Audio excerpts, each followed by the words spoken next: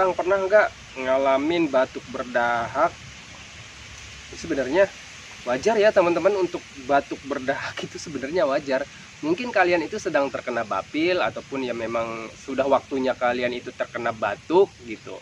Untuk batuk itu kan ada dua jenis teman-teman ya, ada yang batuk kering, terus juga ada yang batuk berdahak gitu. Itu wajar sebenarnya. Mungkin kalian ya memang sudah waktunya terkena batuk gitu, karena daya tahan tubuh manusia itu memang terbatas gitu. Kalau misalkan sudah melampaui batasnya, pasti kalian itu akan ada sakit ya, entah sakit demam, entah sakit gigi, entah sakit batuk, entah flu gitu. Itu pasti ada aja, karena untuk ketahanan tubuh manusia itu memang terbatas ya, tergantung siapa orangnya gitu ya, beda-beda ya intinya. Intinya tubuh kita itu mempunyai ketahanan yang terbatas gitu ya. Oke, tetapi nih teman-teman, untuk orang yang terkena gangguan asam GERD anxiety ini, sepengalaman saya itu sering sekali batuk berdahak, ataupun ada lendir, ataupun suaranya serak.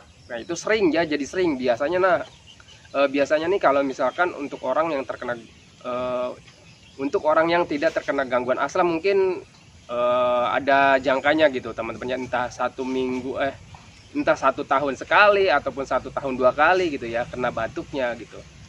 Tapi untuk orang yang terkena gangguan asam GERD anxiety, sepengalaman pribadi saya itu sering